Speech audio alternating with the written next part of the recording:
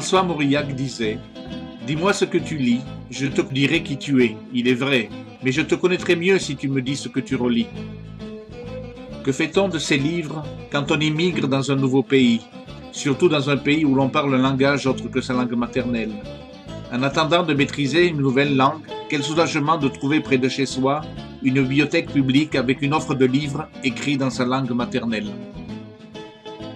Quelle est la situation des bibliothèques municipales en Israël et quelle place accorde-t-elle aux différentes langues?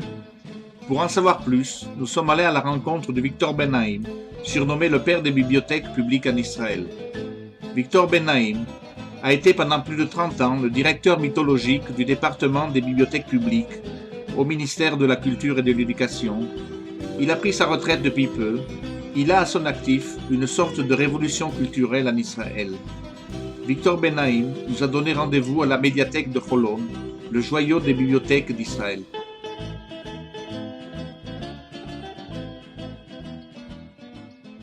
La graphie, tout le graphisme qui a été bien étudié, bien développé et qui a bien été adapté au local. Au style. Au style. Voilà. Au style de la bibliothèque. Ça, c'est une partie, il y en a d'autres aussi qui, tu vois, toute la... Les enfants, c'est très accentué.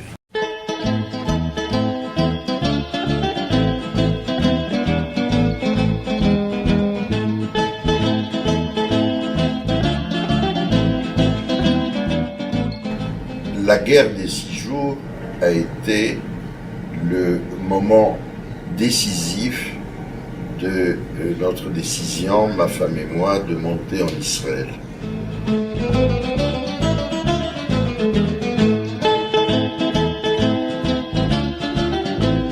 Nous sommes arrivés en septembre 70 et j'ai rapidement trouvé du travail au bout d'un mois.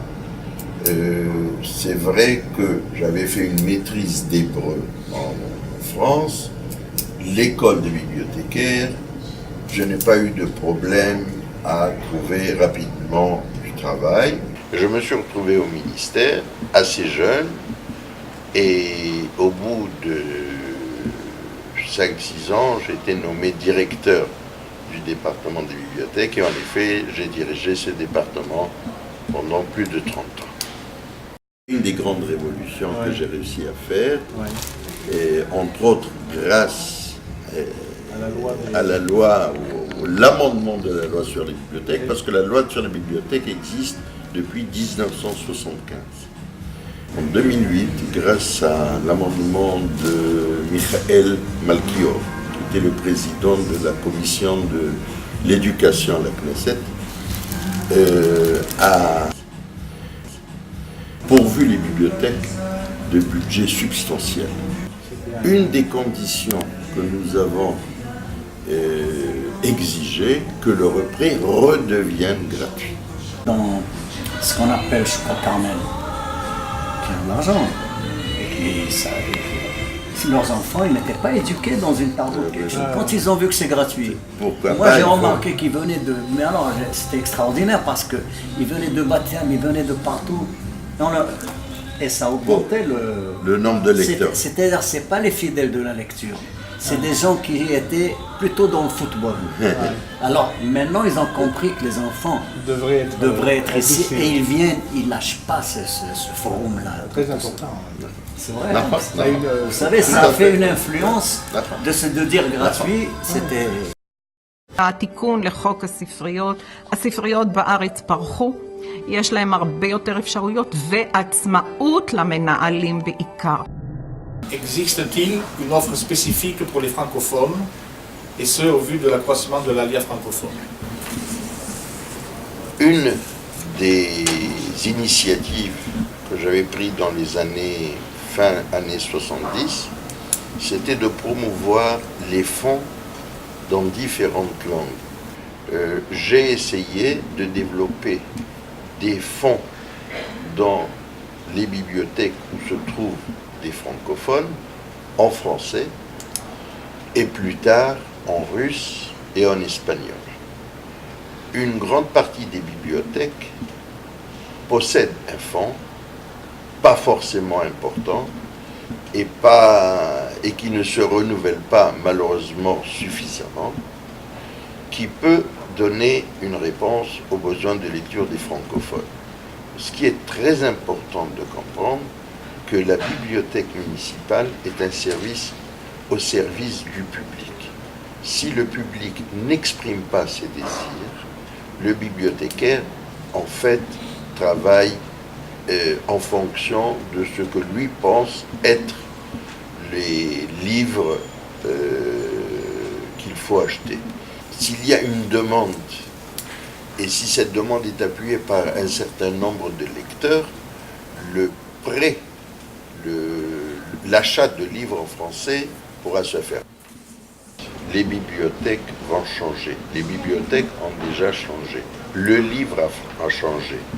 Encore très peu en Israël, mais nous le savons surtout aux États-Unis, en France dans une certaine partie, dans un certain nombre d'années, qui peut varier entre 5 et 10 ans, il n'y aura plus de livres sur papier, très peu, des livres d'art comme il y a ici dans cette magnifique bibliothèque, qu'on aura toujours envie de consulter et de feuilleter, mais le livre traditionnel tel qu'on l'a connu depuis le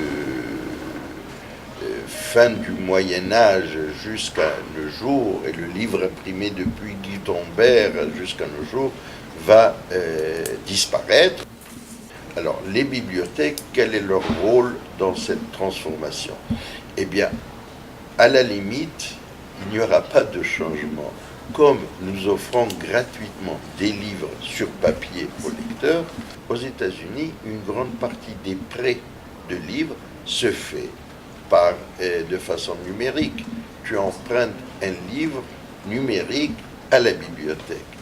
Et il y a même toute une campagne publicitaire à la bibliothèque municipale de New York où tu vois une liste d'ouvrages dans le métro, et avec ton téléphone intelligent, tu peux lire le premier chapitre du livre de telle station à telle station, et ensuite tu téléphones à la bibliothèque ou tu rentres dans le site de la bibliothèque et tu empruntes par ordinateur le livre que tu veux lire. La bibliothèque va avoir une importance accrue au niveau social.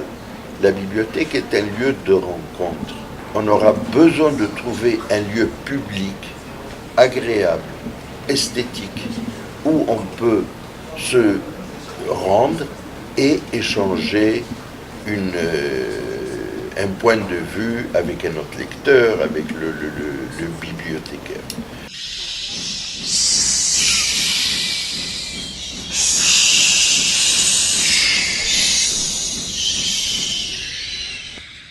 אבל בעצם זה כבר לא קיים בספריות הציבוריות.